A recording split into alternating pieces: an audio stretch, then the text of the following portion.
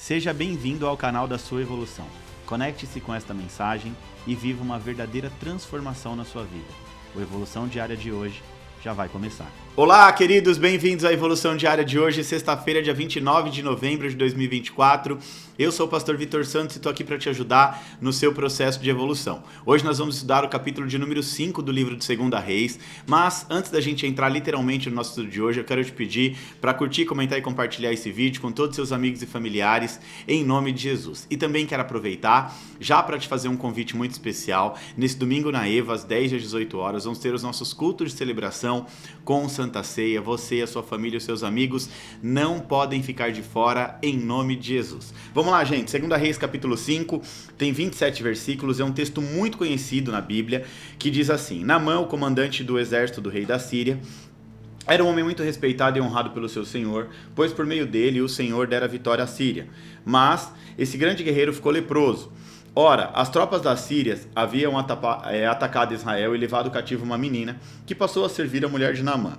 Um dia ela disse a sua senhora: se o meu senhor procurasse o profeta que está em Samaria, ele o curaria da lepra. Naamã foi contar ao seu senhor o que a menina israelita lhe dissera. O rei da Síria respondeu: vá, eu lhe darei uma carta em que você entregará ao rei de Israel. Então Naamã partiu, levando consigo 350 quilos de prata, 72 quilos de ouro e 10 mudas de roupas finas. A carta que levou ao rei de Israel dizia: junto com esta carta estou enviando meu oficial Naamã para que cure da lepra. Assim que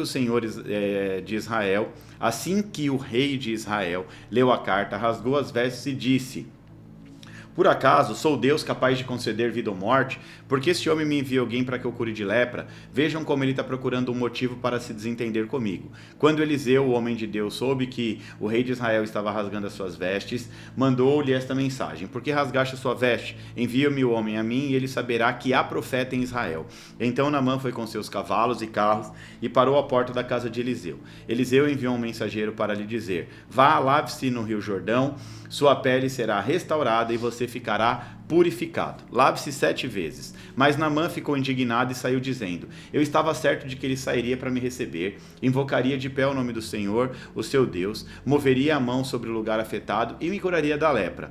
Não são os rios de Abana e Farfara em Damasco melhores do que todas as águas de Israel? Será que não poderia lavar-me neles e ser purificado? Então foi dali embora furioso. Mas os seus servos lhe disseram: meu pai, se o profeta lhe tivesse pedido alguma coisa difícil, o Senhor não faria? Quanto mais quando ele apenas diz: vai e lave-se e seja purificado. Assim ele desceu ao Jordão, mergulhou 7 vezes conforme a ordem do homem de Deus e foi purificado, e a sua pele tornou-se como a pele de uma criança. Então Naamã e toda a comitiva voltaram à casa do homem de Deus. Ao chegar diante do profeta, Naamã lhe disse: agora sei que não há Deus em nenhum outro lugar senão em Israel. Por favor, aceite um presente do seu servo. O profeta respondeu: juro pelo nome do Senhor a quem sirvo, que não aceitarei. Embora Naamã insistisse, ele recusou. E Naamã disse: já que não aceita presente, ao menos permite que leve 2 mulas carregadas de terra, pois teu servo nunca mais fará holocausto e sacrifícios a nenhum outro Deus senão ao Senhor. Mas que o Senhor me perdoe por alguma coisa. Quando meu Senhor vai adorar no templo de Rimom, eu também tenho de me ajoelhar, pois ali ele se apoia em meu braço. Que o Senhor perdoe o teu servo por isso. Disse Eliseu: vá em paz. Quando Naamã já estava a certa distância, Geazi, o servo de Eliseu, o homem de Deus, pensou: meu senhor foi bom demais para com Naamã, aquele arameu, não aceitando o que ele ofereceu. Juro pelo nome do Senhor que correria atrás dele para ver se ganha alguma coisa. Então Geazi correu para alcançar Naamã, que vendo-o se aproximar, desceu da carruagem para encontrá-lo e perguntou: está tudo bem? Geazi respondeu: sim, tudo bem. Mas o meu senhor enviou-me para dizer que 2 jovens discípulos dos profetas acabaram de chegar, vindo dos montes de Efraim. Por favor, deles 35 quilos de prata e 2 mudas de roupas finas. Claro, respondeu Naamã, leve 70 quilos. Ele insistiu com Geazi para que aceitasse, colocou 70 quilos de prata em 2 sacolas, com as 2 mudas de roupa, entregando tudo a 2 de seus servos, os quais foram à frente de Geazi, levando as sacolas. Quando Geazi chegou à colina onde morava, pegou as sacolas de seus servos e guardou-as em casa. Mandou os homens de volta e eles partiram. Então entrou e apresentou-se ao seu senhor, e este perguntou: onde você esteve, Geazi? Geazi respondeu: teu servo não foi a lugar algum. Mas Eliseu lhe disse: você acha que eu não estava estava com você em espírito, quando o homem desceu da carruagem para encontrar-se com você? Este não era o momento de aceitar prata nem roupa, nem cobiçar olivais, vinhas, ovelhas, bois, servos e servas. Por isso, a lepra de Naamã atingirá você e aos seus descendentes para sempre. Então Geazi saiu da presença de Eliseu já leproso, parecido com neve. Vamos entender esse texto? Na verdade, esse texto aqui é muito simples de entender, né? Mas vamos lá, interpretação do texto. Esse texto bíblico aqui narra a famosa história, a tão conhecida história da cura de Naamã. Naamã era um general do exército assírio, um homem muito conceituado mediante ao seu povo, um grande líder militar, porém ele tinha uma doença chamada lepra. Lepra, naquela época, era uma doença muito desgraçada, que segundo os costumes culturais, né, a lepra era apontada para uma espécie de maldição espiritual. Aqui o texto diz que Naamã vai procurar o profeta Eliseu, que dá a ele a instrução de mergulhar 7 vezes no Rio Jordão. Naamã não queria mergulhar no Rio Jordão, mas ele acaba sendo convencido por um de seus soldados, ele mergulha e é curado, tá bom? Como forma de gratidão, ele queria então abençoar, honrar, entregar uma oferta ao profeta Eliseu, que não aceitou a recompensa. Porém, Geazi, o servo de Eliseu, fica transtornado, né, com isso, e na concepção dele, Eliseu deveria sim ter aceitado a recompensa. Eliseu não aceitou, mas ele, o Geazi, foi atrás de Naamã pedir a recompensa. Olha só que interessante, isso foi uma espécie de, se ele não quer, então eu quero. Tá? Ele foi lá, mentiu para Naamã, dizendo, né, falando em nome de Eliseu. Naamã prontamente atendeu o pedido de Geazi. Porém, quando ele volta para a casa sacerdotal, Eliseu o questiona e ele mente, né? E mais uma vez ele tinha dito que não tinha ido a lugar nenhum. Então, na verdade, ele mente primeiro, quando ele vai buscar a oferta, que não era para ele, e depois ele mente, dizendo que não tinha ido a lugar nenhum. Então, aqui ele mente 2 vezes, né? Ele mente primeiro para Naamã, depois ele mente para Eliseu. Então, a gente vê a mentira tomando lugar na vida desse servo aqui do profeta Geazi. E essa mentira vai trazer uma grave consequência para a vida de Geazi, ou seja, a lepra de Naamã passou para ele. E mais do que isso, essa doença agora ia reverberar como uma espécie de maldição hereditária sobre a vida dos descendentes dele também. O texto termina dizendo aqui, ó, que pelo fato dele ter ido buscar ali, ó, por isso a lepra de Naamã atingirá você e os seus descendentes para sempre. Então o fato dele ter ido buscar aquela oferta, ter ido buscar aqueles recursos, né, trouxe uma espécie de maldição espiritual para a vida dele, tá bom? Como eu te disse, é um texto muito simples de entender, é uma história muito conhecida, você já deve ter, no mínimo, ouvido uma vez, né, essa história, tá? Mas essa história, ela aponta para uma armadilha espiritual, tá? Inclusive, em uma das minhas pregações, que em determinado momento talvez até vire livro, né, armadilhas espirituais, eu falei justamente sobre uma armadilha espiritual de Satanás para te aprisionar e te manter, né, distante da realidade do reino, que é a mentira. A mentira é uma verdadeira armadilha espiritual contra a tua vida. Apocalipse 22:15 diz que os mentirosos, ou seja, aqueles que praticam a mentira, esses não vão herdar o reino dos céus. Olha que interessante, por meio de Cristo, nós temos acesso ao reino dos céus, uma realidade tanto inaugural aqui na terra, como pleno quando Jesus voltar. Mas os mentirosos não vão ter acesso a essa realidade, os mentirosos não vão acessar os reinos dos céus. Ou seja, resumindo, a mentira te faz perder o acesso ao reino de Deus, e sabendo disso, o diabo, que é o pai da mentira, ele quer te manter preso nessa armadilha chamada mentira, para que você não tenha acesso a uma realidade boa, perfeita e agradável. João 10:10 diz, né? Jesus diz: eu vim para que vocês tenham vida e vida em abundante. Esse texto demonstra que Jesus veio para nos dar a salvação, a vida eterna, e também para que nós pudéssemos acessar a vida abundante, que é a realidade do céu aqui na terra. João 8:44 diz: vocês mentirosos pertencem ao pai de vocês, o diabo, e querem realizar o desejo dele.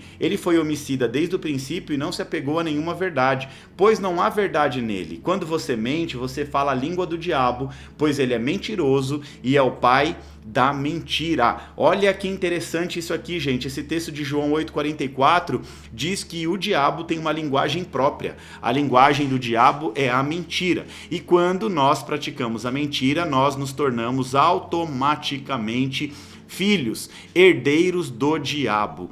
A mentira tem uma procedência. A mentira procede do pai da mentira. O pai da mentira é o diabo. E todos aqueles que praticam a mentira se tornam filho do diabo. Isso aqui é muito forte, mas muito forte mesmo. E para a gente ter acesso ao reino dos céus, nós precisamos estar debaixo da justiça. Então entenda isso, ó. A base do reino de Deus é verdade e justiça, mas a base do reino das trevas, do império das trevas, é a mentira. A grande questão aqui é que a verdade é que muitas pessoas não estão preparadas ou não querem ouvir a verdade. Muitos preferem literalmente um evangelho de conveniência, um evangelho de adaptação, aquele evangelho que se adapta para te manter, né, para te levar para uma igreja, para poder falar aquilo que você quer ouvir. Isso eu chamo de evangelho de conveniência, um evangelho adaptado para você. O evangelho, na verdade, é a palavra de Deus, é uma palavra que vem para te curar, para te libertar. A Bíblia diz: conhecereis a verdade vos libertará. Então o evangelho é a verdade de Deus que veio para te libertar. Não é, eu costumo dizer algo aqui, isso é forte, tá? O evangelho não é band-aid para curar as suas feridas. A palavra de Deus, o evangelho, é a espada, uma espada poderosa que penetra ao mais profundo da tua alma com o intuito de te transformar, de restaurar, de tirar da tua humanidade e te levar a uma vida plena com Deus. Então muitos querem um Deus que concorde com as suas mentirinhas. Existem muitas pessoas, né, contando as suas mentirinhas, mas não existe mentirinha, mentirona, mentira. Na verdade é tudo mentira. Uma porta de entrada para Satanás agir na vida das pessoas é contando as suas mentirinhas, né? Então isso gera legalidade. O mundo espiritual, ele é muito real. O mundo espiritual é reativo, é muito dinâmico, né? Então qualquer mentirinha é uma porta de entrada, uma legalidade para o diabo agir na tua vida. Muitos também querem um Espírito Santo mordomo, que revela apenas aquilo que as pessoas querem ouvir. Muitos querem uma Bíblia na linha dos seus planos, ou seja, é literalmente adaptação, é literalmente conveniência. Agora, a Bíblia diz que a língua do mentiroso dura apenas um instante, Provérbios 12:19, mas os lábios do que falam a verdade vão durar para sempre. Resumindo aqui, esse texto bíblico está dizendo: a mentira tem perna curta. Ou seja, toda mentira tem perna curta, porque a língua do mentiroso dura apenas um instante. Efésios capítulo 4, 24 diz assim: deixe de falar mentira e fale apenas a verdade. Aqui quem está dizendo é o apóstolo Paulo. E sabe o que ele quer dizer com isso? Depois da primeira mentira, né, ele está apontando que quando a pessoa conta uma mentira, se envolve na mentira, depois da primeira mentira, toda a verdade vira uma dúvida. Então quando você começa a falar um monte de mentira, você começa a criar uma dúvida, né, sobre a sua própria mente. Ou seja, depois da primeira mentira, toda a verdade se torna uma dúvida na cabeça das pessoas. A mentira é uma armadilha espiritual e a mentira não pode te dominar. Existem pessoas de mentira, mas também tem gente de verdade. Mas no fim da história, a gente precisa entender que só fica de pé quem é de verdade. Sabe por quê? Porque as pessoas de mentira têm prazo de validade. Gente de mentira, que vive na mentira, tem prazo de validade. São personagens, mas uma hora a novela acaba. A mentira atrapalha o seu propósito de existência na Terra.